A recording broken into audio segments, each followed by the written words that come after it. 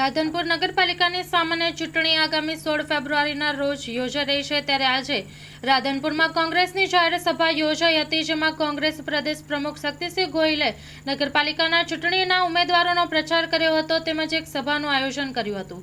Story report by Prahlad Thakor, Radhanpur, Patan. જનતા જનાર્દન મહાન સત્તા આપે પણ અને સત્તા પરથી દૂર પણ કરે, આ જનતા જનાર્દનનો નિર્ણય છે. દિલ્હીના પરિણામો એ અમારા માટે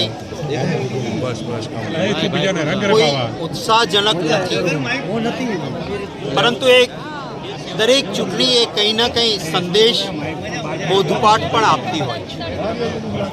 આમ આદમી પાર્ટીએ સૌથી પહેલાં દિલ્હીમાં જાહેરાત કરી કે અમે કોંગ્રેસ સાથે ગઠબંધન મેળ કર્યું. હરિયાણાની ચૂંટણીમાં કોઈ કારણ નહોતું કોંગ્રેસની વિરુદ્ધમાં ઉમેદવારો ઊભા રાખવા. ઇન્ડિયા ગઠબંધનમાં અમે રાષ્ટ્રીય કક્ષાએ સાથે, હરિયાણામાં હું પોતે પ્રભારી રહ્યો છું. હરિયાણામાં આમ આદમી પાર્ટીનો કોઈ જનાધાર નહોતો. એમણે ત્યાં ઉમેદવાર નહોતા રાખવાની જરૂર, પરંતુ એમણે ત્યાં ઉમેદવારો રાખ્યા અને પરિણામે ભારતીય જનતા પાર્ટીને સીધો ફાયદો થયો. સ્પષ્ટ રીતે લોકો ત્યાં કોંગ્રેસને ઈચ્છતા હતા.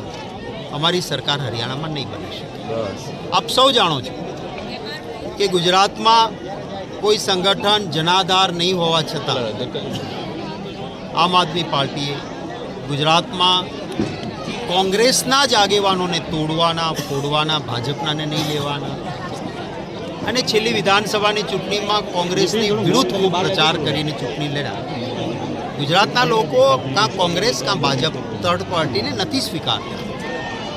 પરિણામે કોંગ્રેસને ખૂબ નુકસાન થયું, આમ આદમી પાર્ટીને ફાયદો ન થયો. આમ છતાં એક વિચારધારાની રીતે ઇન્ડિયા ગઠબંધનમાં સાથે રહેવાય એટલા માટે સમગ્ર દેશમાં પણ મોટું મન રાખીને ગુજરાતમાં ભરૂચ કે ભાવનગર, મારો પોતાનો જિલ્લો, અથવા ભરૂચ જ્યાં અમારા કાર્યકર્તાઓની ખૂબ લાગણી છતાં એક વૈચારિક રીતે સાથે રહેવા માટે મોટું મન રાખીને એ સીટો પણ હવે લોકસભામાં છોડી. હું આશા રાખું છું કે આ આવતા દિવસોમાં ગંભીરતાથી એ નેતાઓ પણ આ વાત વિચારશે અને જો વૈચારિક રીતે આઈડિયોલોજીકલ સાથે હોઈએ તો વધારે સારું. ભારતીય જનતા પાર્ટી તો અંગ્રેજોની જેમ ભાગલા પાડો અને રાજ કરો, ડિવાઈડ એન્ડ રૂલ, આ પદ્ધતિથી ચાલે છે અને એનો ફાયદો પણ લે છે. હું આશા રાખું છું કે સમ વિઝડમ વિલ પ્રિવેલ, કંઈક ડાપણ વધારે આવશે અને આગામી દિવસોમાં ઇન્ડિયા ગઠબંધન ઇન્ટેક રહીને કામ કરે એવી જરૂર હું અપેક્ષાઓ રાખું છું.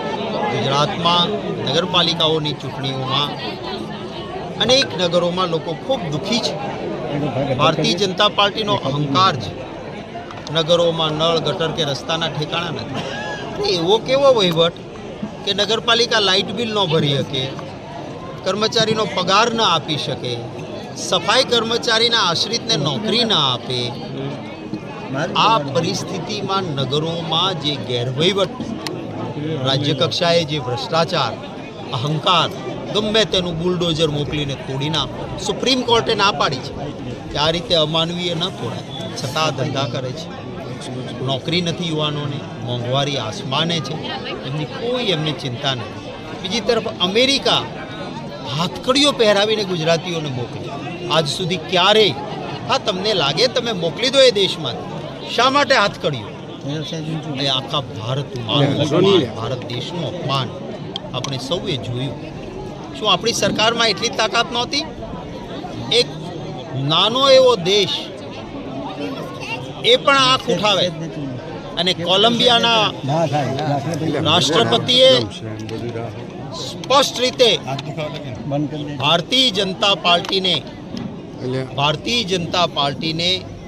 અમે પણ કહ્યું કે કોલંબિયા જેવો દેશ પણ જો અવાજ ઉઠાવી શકતો હોય તો તમે 56ની છાતીની વાત કરો, લાલ આંખની વાત કરો, કેમ નથી કહેતા?